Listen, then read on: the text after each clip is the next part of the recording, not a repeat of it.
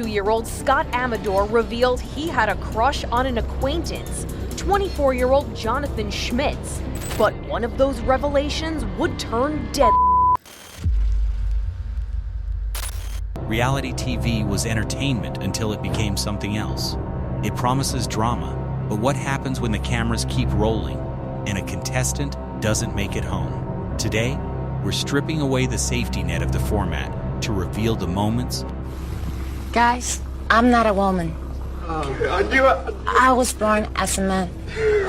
Where lives, marriages, and minds were traded for ratings. These are the 10 most disturbing reality shows ever made. Number 10. When police pulled Jasmine Fiore's body out of a suitcase in a Buena Park dumpster on August 15, 2009, they couldn't identify her. Buena Park police identified the woman whose body was found last Friday morning inside a suitcase that was dumped in a dumpster. Her teeth had been removed. Her fingers had been removed. The only way investigators eventually put a name to the corpse was through a serial number etched into the inside of her breast implants.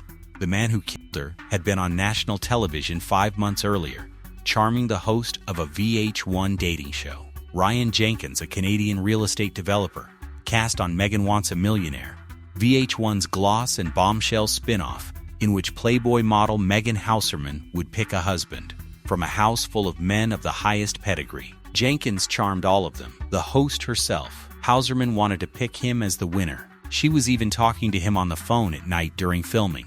Producers told her not to. And I had the producers with me. I could not talk to him on the phone.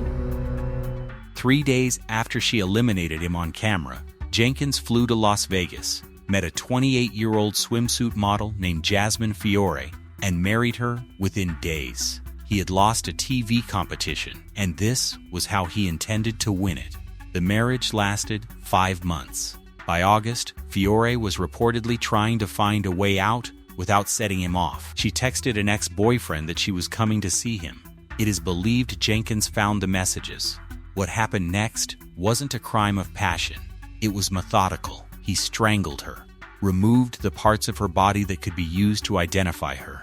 He stuffed the corpse in a suitcase, drove it to a dumpster. Then he ran. For 8 days, the manhunt played out across 2 countries. TMZ broke the story that Jenkins had a prior assault conviction from Calgary in 2005, one his background check had completely missed. Reality TV had cast a violent offender as a romantic lead. On August 23rd, his body was found in a hotel room in British Columbia. He had taken his own life. Megan Hauserman has spent the years since trying to process how close she came. She told Fox News the last time she saw Jenkins, he was paranoid, delusional, no longer the same person. She lied to him about leaving California just so he would leave her alone. Weeks later, he killed his wife. Her words still hit hard. I feel like I was interchangeable in his life with Jasmine. The producer behind the show, Mark Cronin, said the part that haunted him most was watching Jenkins approach the murder the same way he had approached the show, as a challenge. The body was the puzzle. Disposing of it was the win. VH1 pulled Megan Wants a Millionaire after just 3 episodes. I Love Money 3, already filmed, was shelved permanently and never aired. But somewhere on a hard drive in a vault, there is still footage of Ryan Jenkins smiling into a camera on his casting tape, describing himself as a little bit of a prince, charming, a little bit of a bad boy, fully unaware that anyone watching would ever see him as anything else. Number 9. He called the show 40 times, maybe 50. Steve Diamond, a 63-year-old man from Portsmouth, kept ringing the Jeremy Kyle show until producers finally booked him. He had one mission. He wanted to prove to his ex-fiancée that he hadn't cheated on her. The only way he could think to do it was to take a lie detector test in front of a national television audience. His first application was rejected. He had been diagnosed with depression back in 1995 and had a documented history of prior crises. The show's vetting flagged him as a risk, but 3 weeks later, a letter from his GP and a brief assessment cleared him. He was booked. On May 2, 2019, Steve Diamond walked onto the stage of Britain's most notorious daytime talk show. He failed the test. You don't need to have ever watched the Jeremy Kyle show to picture what came next. The audience booing. Says you're a liar, pal. The host, in his trademark register, leaning into the kill with the kind of line he had built his career on, telling Diamond he wouldn't trust him with a chocolate button, asking the crowd if anyone had a shovel. The audience thought you were telling the truth. I wouldn't trust you with a chocolate button. Telling him to grow a pair and admit the truth. Diamond stood in the spotlight, visibly shell-shocked, insisting the test was wrong. Here's the thing about polygraphs. They are not admissible in UK criminal or civil courts. Their accuracy ranges anywhere from 60 to 96% depending on conditions. Diamond had a heavy cold that day. He told producers afterward the reading might have been off. By then, it didn't matter. The verdict had been delivered to him in front of a studio audience and a few million people at home. After filming, Diamond told a show researcher he wished he was dead. Within 30 minutes, the aftercare team reportedly judged him stable enough to send home. He wasn't. In the taxi back from the studio, according to inquest testimony, he was already talking about ending his life. His landlady, who let him stay with her that night, said she had never seen a man cry the way he was crying. He told her, "Jeremy backed me into a corner." Over the next week, Diamond wrote cards. He kept insisting, in writing, that he had not cheated. His final text message to his partner wasn't directed at her. It was directed at the show. He said he hoped the producers were happy now. He hoped it made good ratings. On May 9th, 2019, 7 days after the recording, Steve Diamond was found dead in his rented room. The episode never aired. Within 4 days, ITV suspended the Jeremy Kyle show. Within a week, it was canceled permanently. His son Carl said it about as plainly as anyone could. The only good thing that came of his father's death is that the show is gone. Number 8. In 1995, daytime talk TV ran on a single rule. The more uncomfortable the guest, the better the ratings. The Jenny Jones Show found out exactly where that formula collapses when one of their guests left the studio and decided 3 days later that the only way out of his humiliation was to buy a shotgun. New developments in that talk show murder gripping the nation more than 20 years ago. Remember, the man who killed an acquaintance after an incident on the Jenny Jones Show. Jonathan Schmitz agreed to appear on a secret admirer segment after being told the admirer could be a man or a woman. Schmitz identified as straight. He also had a documented history of mental illness and substance abuse. None of that disqualified him as a guest. What he didn't know was that the secret admirer waiting backstage was a man, Scott Amador, an acquaintance of Schmitz's. And on March 6, 1995, in front of cameras, a studio audience, and Jenny Jones herself, Amador walked out and confessed his feelings on the record. The footage shows Schmitz reacting the way any guest reacts when ambushed on live television.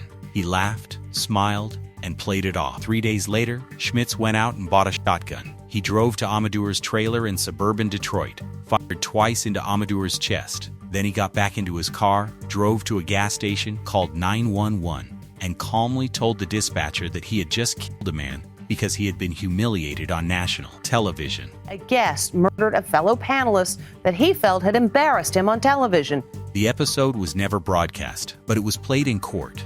A jury watched the footage trying to identify the exact moment a man on a daytime talk show had decided to commit murder. Schmitz's defense team invoked the gay panic defense, the argument that an unwanted same-sex advance is provocation enough to justify lethal violence. The jury didn't accept it. He was convicted of second-degree murder twice. Amador's family sued the show for $25 million, arguing the producers had a duty to screen out unstable guests. They won. Jenny Jones, defending the show in 1999, told people it was not the Jenny Jones murder, it was the Jonathan Schmitz murder. Here's what makes this the most disturbing reality TV moment ever produced. The producers got exactly what they were chasing: a blindsided guest reacting in real time on camera. The format worked perfectly. A man just happened to die 3 days later because of it. Number 7. August 2014. Omaha, Nebraska. A man named Cortez Washington walked into the fast food restaurant near 43rd and, dodged with his face partially covered, ordered staff to the floor and demanded the cash from the register. The weapon in his hand looked exactly like a black handgun. It wasn't. It was a pellet gun. But pellet guns aren't designed to look like anything, and the officers responding had a fraction of a second to make the call. 2 officers entered the restaurant. Bryce Dion and a cop's cameraman followed them in. The show had run for nearly 3 decades on a single promise: the actual texture of police work, raw and unedited. Dion knew the rules. Stay behind the officers. Capture the audio. Get out. When the shooting started, none of the rules helped him. Washington fired his pellet gun at the officers. The officers returned fire. The cameraman dove behind a half wall in the dining area. The footage captures a barrage, 33 shots in total, audible on the tape, going off inside a confined fast food restaurant with civilians, employees, and a film crew still inside. Washington was hit critically, but he didn't fall. He kept moving, still holding the weapon, running toward the front entrance. He ran past Bryce Dion. The officers kept firing. A single round found the gap in Dion's bulletproof vest, the small opening under the arm where the panels don't fully meet. It entered his chest. The most disturbing part of this story isn't the death itself. It's the audio. When the gunfire stops, the cameraman lifts the lens back toward the front of the restaurant. The frame finds Bryce Dion slumped against the glass windows of the Wendy's, motionless. The audio Dion himself would have been responsible for capturing on any other night. You can hear his colleague calling his name. "Bryce, are you all right?" He wasn't. "Bryce, are you all right?" A grand jury cleared every officer involved of wrongdoing in 2015. The Dion family filed a wrongful death lawsuit, arguing the department had no protocol for what happens when a film crew is in the line of fire. Cops kept airing. The franchise was canceled, then quietly revived.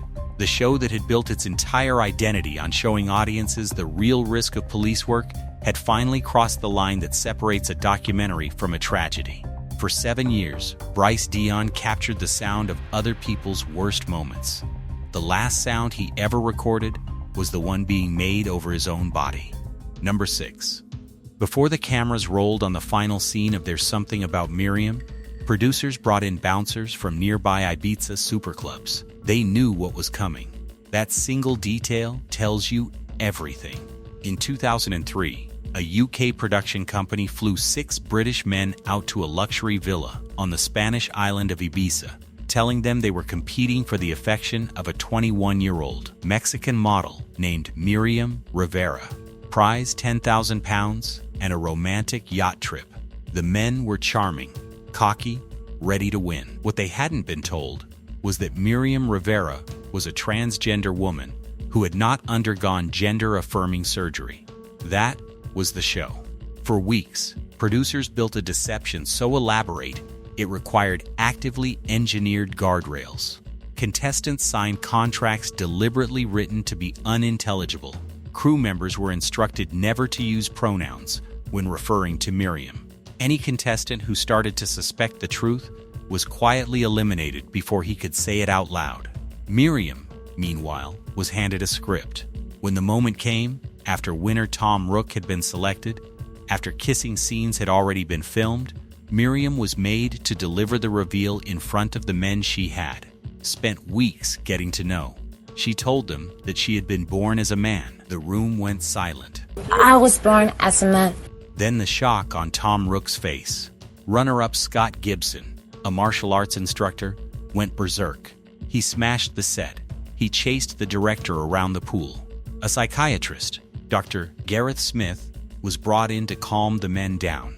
He later recalled one of them telling him, plainly, that he was going to kill her, from a man who had been kissing her on national television 72 hours earlier.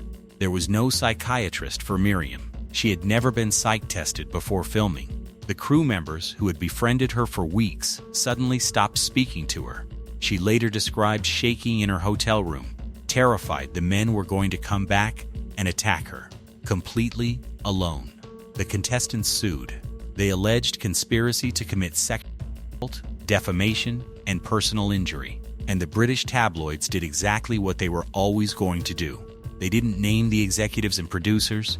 They put the entire weight of the blame on the 21-year-old who had been handed a script and told to read it. What happened to Miriam after the show is the part that turns this from disturbing into haunting. She never worked in mainstream television again.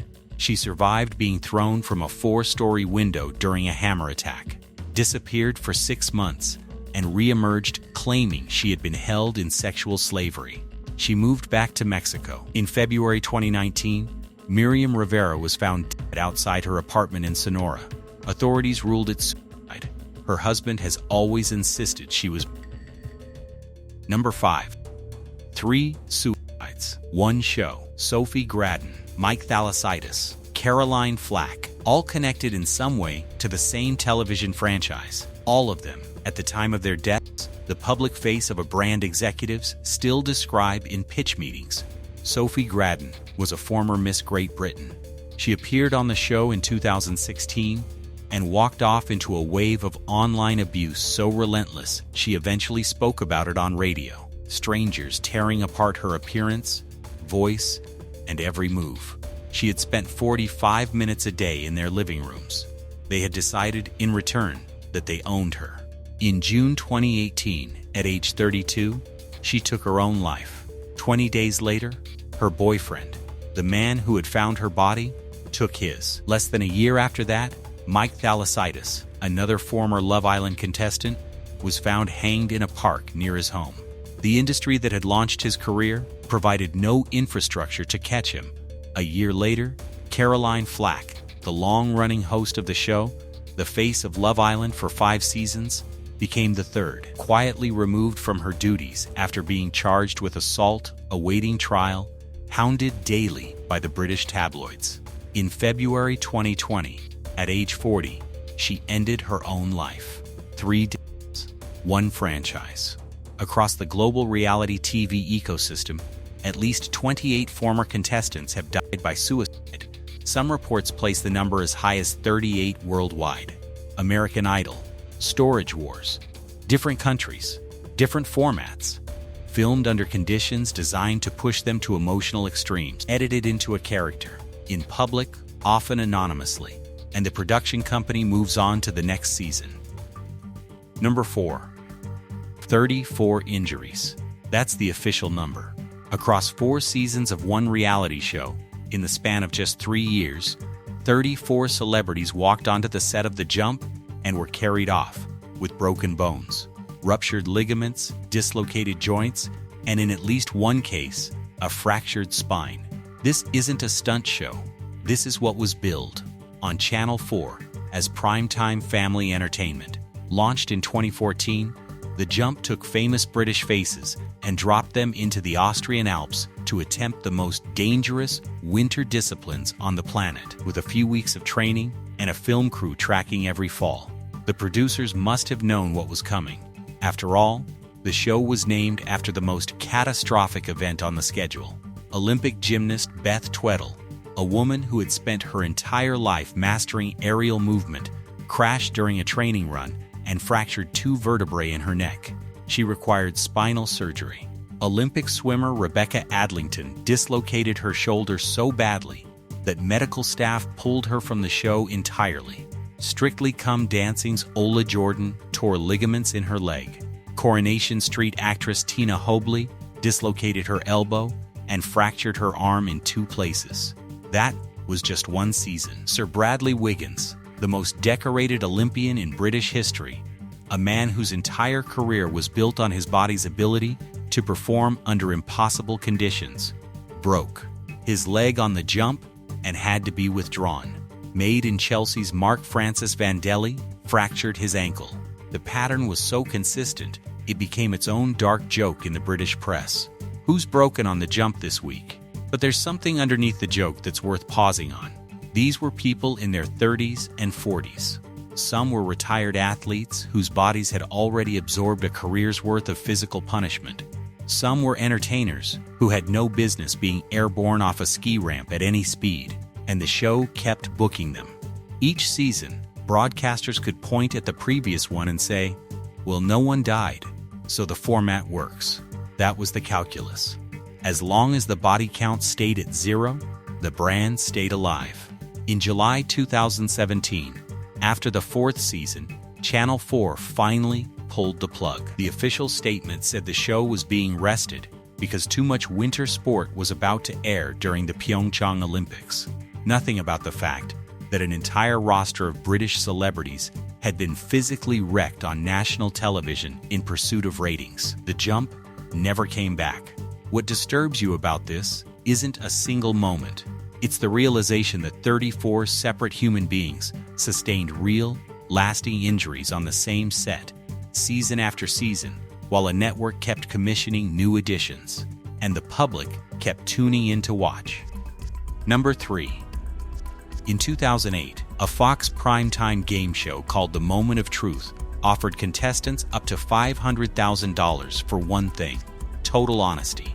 Sit in a chair under stage lights, get hooked up to a polygraph before filming, answer 21 increasingly invasive questions in front of a studio audience, lie even once, and you walk away with nothing. The format was already being called exploitative before Lauren Clary ever sat down. Then, she sat down, and it became something else entirely. Lauren was 26, married, the mother of a young child. Her husband, Frank, was in the front row. Her ex-boyfriend, the man she had once been deeply involved with. By the $200,000 mark, Lauren had already admitted, on national television, to stealing money from her workplace. Then came the question that broke the marriage in real time. The host asked if, since being married, "Since you've been married, have you ever had sexual relations with someone other than your husband?" she had ever had sexual relations with someone other than her husband. Lauren paused. The cameras caught Frank's face. Lauren said yes, in front of millions, for the chance to win money. She pushed for the next question. The host asked if she thought she was a good person. She said yes. The polygraph said she was lying. Frank filed for divorce shortly after. Lauren later told the New York Post she had done it entirely for the money, that her family was struggling, and the show was her shot. The producers didn't have to engineer a tragedy. They built a stage, hung a price tag on the truth, and let people climb up willingly. Number 2.